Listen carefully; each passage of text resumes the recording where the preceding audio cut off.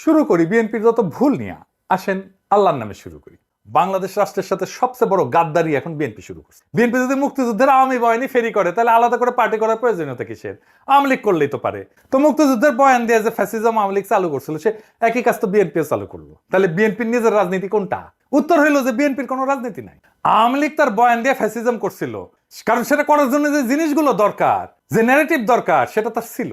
বিএনপির ফ্যাসিজম করতে পারবে না, কারণ ফ্যাসিস্ট হওয়ার জন্য যে ন্যারেটিভ দরকার সেটা তার নাই। বড় জোর চাঁদাবাজ হইতে পারবে, টেন্ডারবাজি করতে পারবে, ঘুষ খাইতে পারবে, টেম্পু স্ট্যান্ড দখল করতে পারবে, আওয়ামী লীগের চাইতে কুৎসিত ভাবে গালি দিতে পারবে, কিন্তু রাজনীতি করতে পারবে না। তাদেরকে এখন টেম্পু স্ট্যান্ডের চাঁদাবাজ বলা হয়।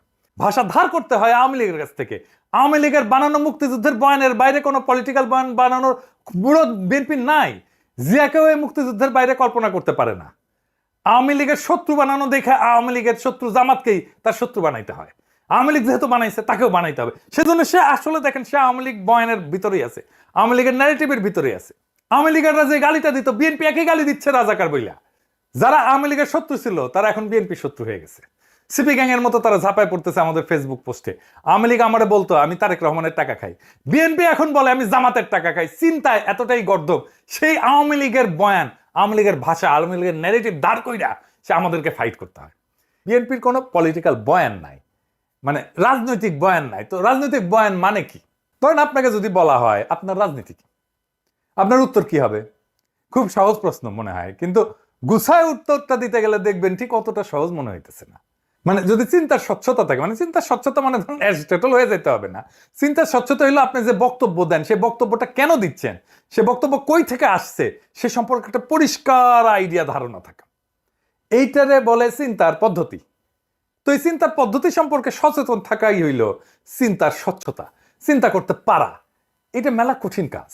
যেটা বলছিলাম যে আপনাকে যদি জিজ্ঞেস করে যে আপনার পলিটিক্সটা মূলত কি, আপনি আসলে কি করেন, কি চান, এই সমস্ত প্রশ্নের উত্তর দিতে গেলে আপনাকে একটা গল্প বলতে হবে। এই গল্পটাই হইতেছে বয়ান। যেমন ধরেন আওয়ামী লীগ কি বলবে যে সে হাজার বছরের বাঙালি, বাঙালি জাতীয়তাবাদের রাজনীতি করে। আপনার এই দাবির পক্ষে একটা গল্প বলতে হবে আওয়ামী লীগকে। সেই গল্পটা হইতেছে সোনার বাংলার গল্প। সে সোনার বাংলায় ফিরে যেতে চায়। সে বলবে মুক্তিযুদ্ধের কথা। সোনার বাংলায় ফেরার পথে একটা মাইলস্টোন মুক্তিযুদ্ধ, সোনার বাংলায় ফেরার পথে আরেকটা মাইলস্টোন 52-র ভাষা আন্দোলন। এখন এই যে বয়ান, এই যে গল্পটা, এটা সমর্থনে যারা থাকবে তারা আওয়ামী লীগের। এমনও হতে পারে সে আওয়ামী লীগকে ভোটও দেয় না, কিন্তু মুক্তিযুদ্ধের এই গল্প, এই ন্যারেটিভ, এই বয়ান, স্বাধীনতার এই বয়ান এটা সে বিশ্বাস করে। অর্থাৎ আওয়ামী লীগের পলিটিক্যাল ন্যারেটিভে তার কোনো আপত্তি নাই। তাহলে সে ভোট কেন দেয় না আওয়ামী লীগকে? দেয় না কারণ সে মনে করে আওয়ামী লীগ মুক্তিযুদ্ধ নিয়ে যে ন্যারেটিভ দাঁড় করেছে সেই ন্যারেটিভ অনুযায়ী সে চলতেছে না, মুক্তিযুদ্ধের ন্যারেটিভ সে পালন করে না। অর্থাৎ আওয়ামী লীগ খারাপ হয়ে গেছে। এছাড়া আওয়ামী লীগকে সমর্থন দিতে তার কোনো সমস্যা নেই। এই কারণে দেখবেন অনেকে বলে যে আমি আওয়ামী লীগের না, তবে শেখ মুজিব এবং মুক্তিযুদ্ধকে আমি অন করি। অর্থাৎ আওয়ামী লীগের বয়ানে যেই মুক্তিযুদ্ধের ইতিহাস সেটা পবিত্র হইলেও আওয়ামী লীগ আর পবিত্র থাকে নাই পরে, সেটা সে মনে করে আওয়ামী লীগ খারাপ হয়ে গেছে। এই উদাহরণ দিই কয়েকটা, বুঝবেন আমি কাদেরকে বুঝাই। সিরাজুল ইসলাম চৌধুরী, আনু মোহাম্মদ, সিপিবি, এই যে বিএনপির ফজলুর রহমান, এমনকি মির্জা ফখরুল ইসলাম, এমনকি বিএনপির এখন সবগুলো নেতাই মোটামুটি আওয়ামী বয়ানে বিশ্বাস করে। তারা মুক্তিযুদ্ধে বিশ্বাস করে, তারা স্বাধীনতার যুদ্ধে বিশ্বাস করে, এবং আওয়ামী লীগ যেভাবে বলে 72-এর সংবিধান সেটাতেই বিশ্বাস করে। কিন্তু আওয়ামী লীগ করে না। সে বলে, সে মনে করে যে মুক্তিযুদ্ধের যে ন্যারেটিভ এইটার মধ্যে আসলে এটা আওয়ামী লীগ এটারে নষ্ট করে ফেলছে। তো এই গ্রুপটা, এই যে চেতনা মারানিদের গ্রুপটার আর একটা ডাইমেনশন আছে যে কারণে মুক্তিযুদ্ধকে তারা ওন করে, নিজের বলে মনে করে। সেটা কি? সেটা হইতেছে ধর্মনিরপেক্ষতা, অসাম্প্রদায়িকতা, প্রগতিশীলতা। আপনি দেখবেন বিএনপির নেতাগুলো এই কথাগুলোই বলে, এই তিনটা শব্দ এটা ব্যবহার করে। যে কথাটা আসলে বলতে চায় সেটা কি সেটা বলা সম্ভব না তাদের পক্ষে, সেজন্য এরকম শব্দগুলো বলে। এই শব্দগুলো হইতেছে ইসলাম বিদ্বেষ, মুসলমান বিদ্বেষ। মুক্তিযুদ্ধের যে বয়ান আমরা দেখি সেটা আসলে কাদের লেখা? কারা ঠিক করে দিছে যে মুক্তিযুদ্ধ বলতে এইটা বুঝতে হবে, এই জিনিসটা বুঝতে হবে? কে? মুক্তিযুদ্ধের ইতিহাস লিখছে ধর্মনিরপেক্ষতাবাদী প্রগতিশীলরা। তো প্রগতিশীলতা আর এই ধর্মনিরপেক্ষতার উৎস কোথায়? আমাদের দেশে। আসেন এটা একটু বুঝে দেখি। বাংলাদেশ রাষ্ট্র গঠনের 3টা পর্যায় আছে সুনির্দিষ্ট। 1 নম্বর পর্যায় এই ভূখণ্ডে মুসলমানদের আগমনের পর থেকে ব্রিটিশদের কলোনি তৈরি হওয়া পর্যন্ত। তারপরে সেই কলোনি ভেঙে ভারত ভেঙে পাকিস্তান হওয়া পর্যন্ত, এরপরে বাংলাদেশ রাষ্ট্র সৃষ্টি হওয়া পর্যন্ত এই ভূখণ্ডে হিন্দুদের কাছে মুসলমানদের আগমন কি, মানে ভারতবর্ষে কি মনে করে এটা বহিঃশত্রুর আক্রমণ, তারা বাইরে থেকে আসছে। অন্য 8-10টা এই যে উপনিবেশ যারা করে, কলোনি যারা বানায়, তাদের মতো মুসলমানরাও কলোনি গাড়ছিল এই ভূখণ্ডে, যেমন ব্রিটিশরা করছে। তো এইটাই হইতেছে হিন্দুত্ববাদের গোড়ার কথা, যে মুসলমানরা বহিরাগত, বাইরে থেকে আসছে। অথচ মুসলমানরা যে ব্রিটিশ বা ইউরোপিয়ানদের মতো কলোনি করে নাই, বরং নিজেরাই ভূখণ্ডে আইসা তাদের মতো করে এই ভূখণ্ডের লোকই হয়ে গেছে, এই ভূখণ্ডকে নিজের ভূখণ্ড করে নিছে, এখানে সংসার করছে, বিয়ে শাদী করছে, এখানে মারাও গেছে, এখানে মানুষ হয়ে গেছে, সম্পদ পাচার করে নাই সে যেখান থেকে আসছে। সেইটা কিন্তু এই হিন্দুত্ববাদীদের বয়ানে পাওয়া যায়। বখতিয়ার খলজি তো আসছে আফগানিস্তান থেকে, সে কি আফগানিস্তানে নিয়ে গেছে তার সম্পদ? না।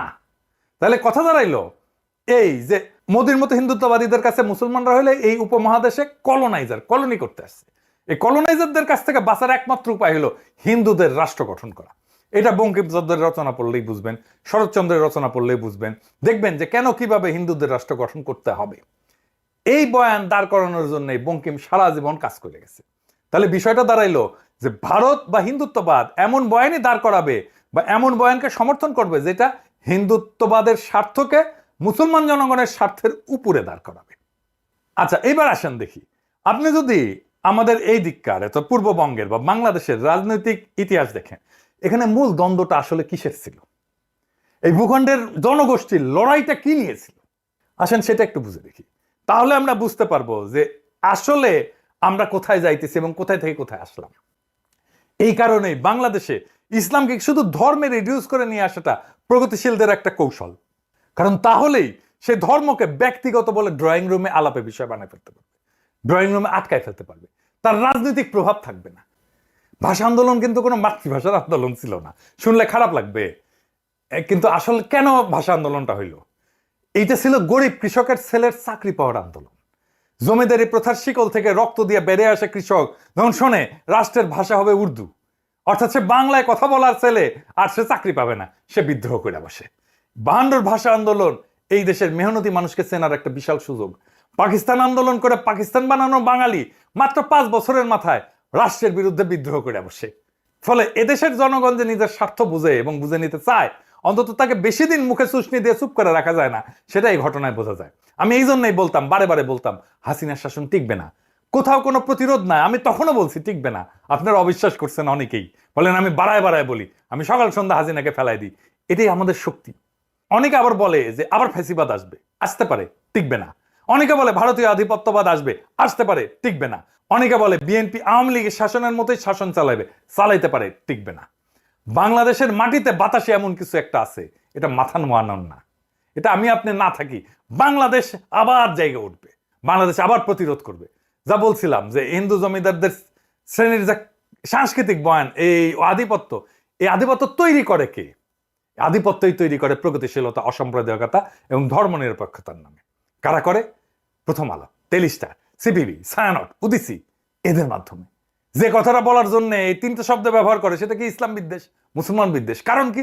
তার কারণেই মুসলমান তার শখের জমিদারি, তার হিন্দুত্ববাদী ভারত ভেঙে দিছে। ফলে তাদের গায়ের ধরে না পারি, চিন্তার ক্ষমতা আমাদের নিচেই রাখবো। প্রমাণ দিই আপনাকে। যদি জিজ্ঞেস করা হয় একজন অসাম্প্রদায়িক প্রগতিশীল লোক বললে আপনার মাথায় কেমন চিত্র ভেসে ওঠে, আমি উত্তরটা দেব না। তবে শুধু এটুকু বলবো যে আপনার মাথায় কোনো দাড়ি টুপিওয়ালা লোককে, মুসলমানকে অসাম্প্রদায়িক প্রগতিশীল বইলা মনে হবে না। মুক্তিযুদ্ধের পর থেকে আমাদের রাষ্ট্রের রাজনৈতিক বয়ান যেটা আধিপত্য করতেছে, সেই বয়ানে কি দাড়ি টুপি পরা কাউকে স্থান দেওয়া যায়?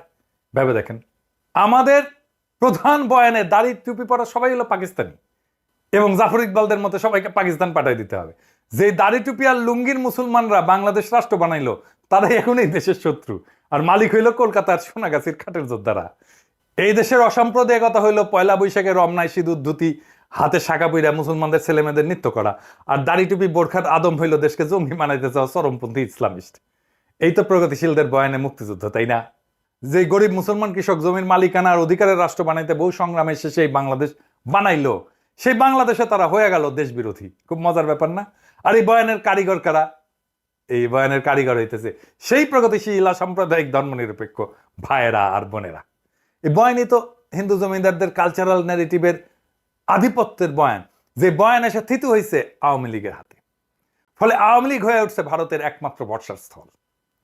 বিএনপির রাজনৈতিক দেউলিয়াত্বের কথা উঠতে যে এত বড় ইতিহাস আনতে হইল, ক্ষমা করবেন, এবার বিএনপির আলাপে ঢুকবো।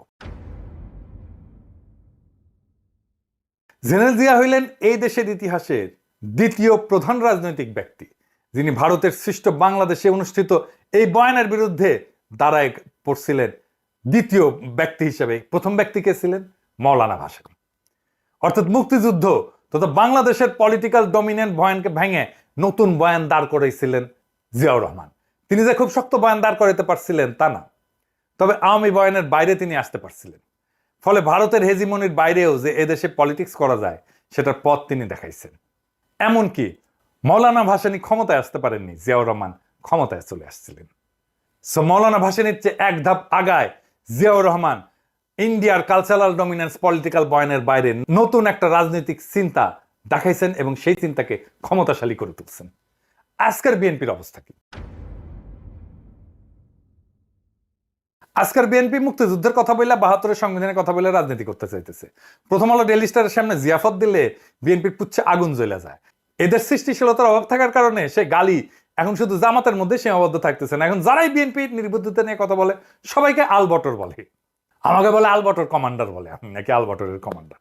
বিএনপির হয়ে কোনো শিক্ষিত লোক কথা বলে এমন দেখছেন কাউকে? ওই এক ছাড়া, ফাহাম ছাড়া, আর বিরানির দোকান থেকে চান্দা তোলা লোক, সে হচ্ছে বিএনপির অনলাইন সিপাচার। তাহলে বিএনপির পক্ষ নিয়ে একটা কথা বলার লোক থাকলেও কেউ না। বিএনপির পক্ষ নিয়ে আসলে কথা বলতে গেলে আপনি আসলে বলবেনটা কি? আপনার বক্তব্যটা কি?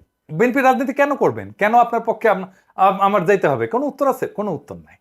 এই কারণে দেখবেন আমাকে বিএনপির টপ লিডাররা গালি দেয়, কোনোদিন আওয়ামী লীগের টপ লিডাররা গালি দেয় নাই।